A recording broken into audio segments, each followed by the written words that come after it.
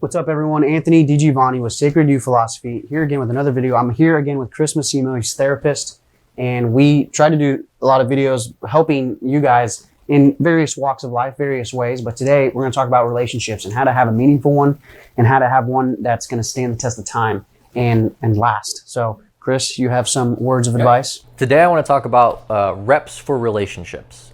So this concept most easily can be explained through thinking of it metaphorically like exercise.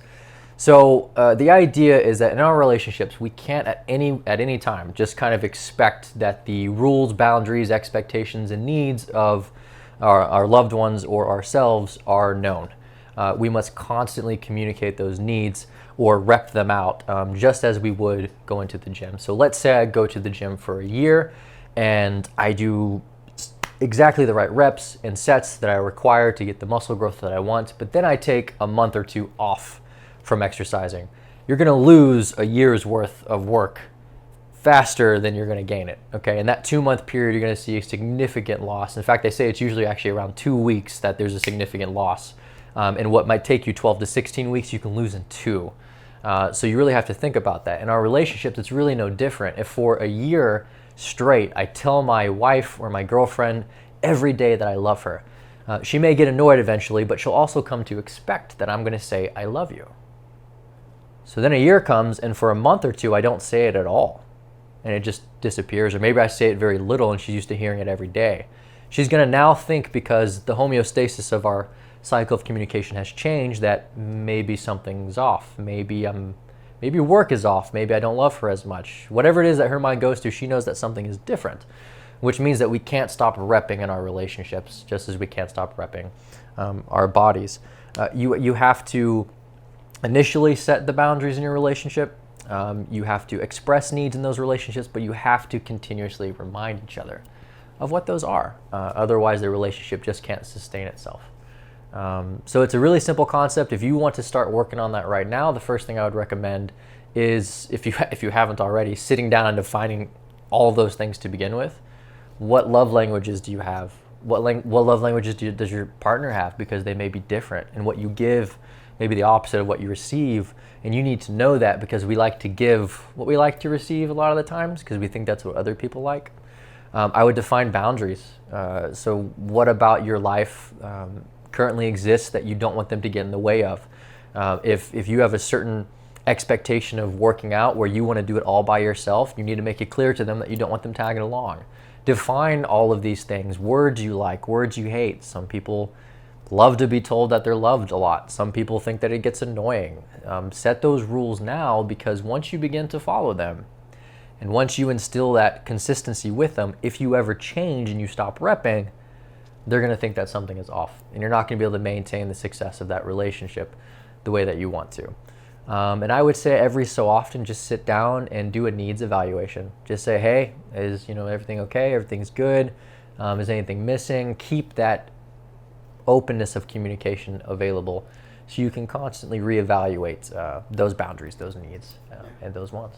That's huge. I think you hit on a huge thing with expectations, and a lot of times I see it in the negative, like unspoken expectations, right? So I guess in the scheme of reps, it's like you're repping the wrong thing, and it's when you were supposed to be working out biceps, you're working out shoulders or whatever. You thought this is what she wanted. Mm-hmm. And because she never said anything, you've constantly repped out the wrong thing. Yeah. And if you rep a bad habit, what happens? You created the habit just out of repetition. So repping bad habits is just as important as avoiding the habit entirely. Yeah. So yes, defining that with a relationship and making sure you're not doing the wrong thing for a long period of time is incredibly important. And it's the reason we don't do it, the reason we don't stop to talk about these things, the reason we don't convey boundaries and necessity in terms of love languages and things that we require as people, is because we do think that those are inherently known. There's a piece of us that believes this person loves me, so they know me. They know that he knows I love that he tells me I love you every day. So there's no way he'll ever stop. Well, no, if you don't tell him that you don't want him to stop, he may in fact stop. Like, you can't ever at any point just assume that this other human being is in your head, because they're not. That's why we have communication. Shared language enables us as humans to get to conclusions faster, because we're on the same wavelength. You have to create a shared language within your intimate relationship that could be both similar and different to other relationships that you have in your life. But there has to be one specific to that intimate relationship so that you guys are on the same page. And if you're not, you can get back on very quickly. So yeah, absolutely. Touch on this, maybe you can maybe elaborate on this, like how much of that is, at least I know from my own personal experience, being too agreeable. So a lot of times we're in a relationship and we just want that other person to be happy with us and there be a mutual happiness. Yeah, right. and so we end up being quiet and not speaking those occasions just because we're too agreeable. I mean, is essentially what you're getting at? Is sometimes there's a healthy. Yeah, and the female tends to be more agreeable than the male, just on average. That has changed, thankfully, because you'll find if you look at the research that two androgynous people, so women who have masculine characteristics as well and men who have feminine characteristics as well, tend to make the best couples.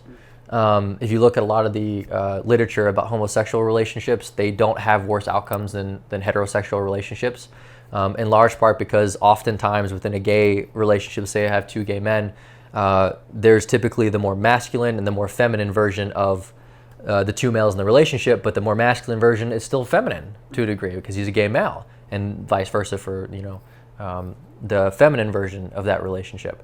But you want to have you want to have that shared ability to speak with each other.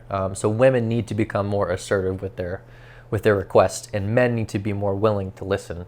And I know it happens the other way as well, so I'm not trying to generalize, but just on average, women tend to they tend to score higher on agreeableness, not statistically significant, that's another discussion, but they do score higher on average than men on agreeableness, which is essentially a personality characteristic that defines your desire for things to go smoothly, okay? Yep. You just want other people to be happy type of thing.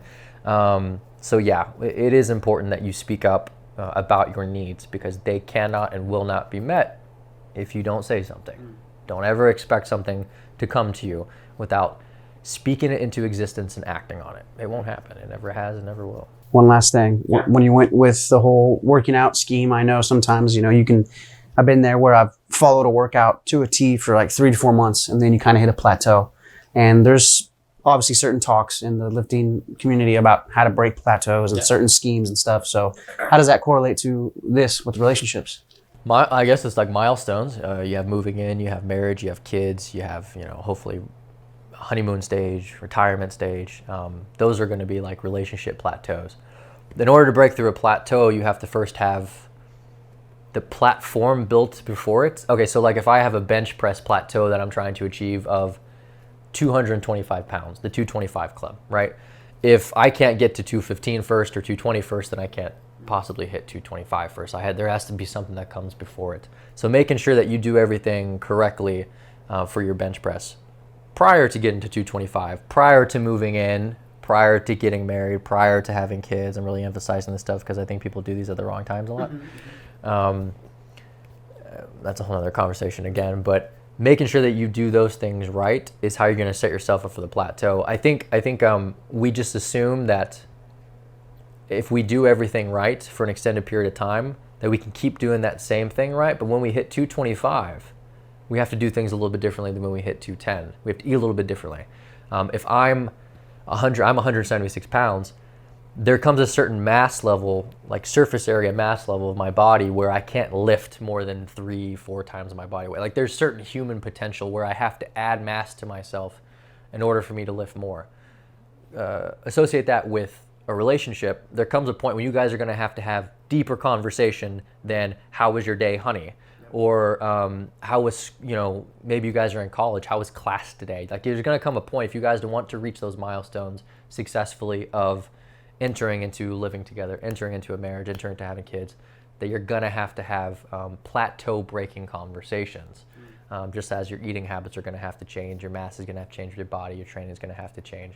You can't keep doing the honeymoon stage of surface level conversation. It's just, you're not going to grow that way. And the most beautiful thing about an intimate relationship is that you should be unfolding pieces of each other over an extended period of time. I'm still learning things about my girlfriend. We've been together for almost 2.5 years now. And I literally said to her last week, I don't know if she's going to see this or not, but I literally said to her last week while we were driving, I said, I still feel like I'm getting to know you, like a lot. And it's been 2.5 years. I think that's honestly nothing in the grand scheme of things. But it's because you have to have those true, intimate, groundbreaking, honest, depth-worthy relationship conversations for that to happen. It's good. It's good stuff. All right, guys, if you like that, please hit the thumbs up. Share it with someone that needs to hear it. Yes. Comment below. We'd love to talk. It's a lot of reason why we do this. Yeah, sure. Absolutely. And then, as always, subscribe to my page, subscribe to Chris's. All his stuff is going to be in the description below. And you guys should check out his stuff. Always good content. Chris? Appreciate it. Thank you. See you guys.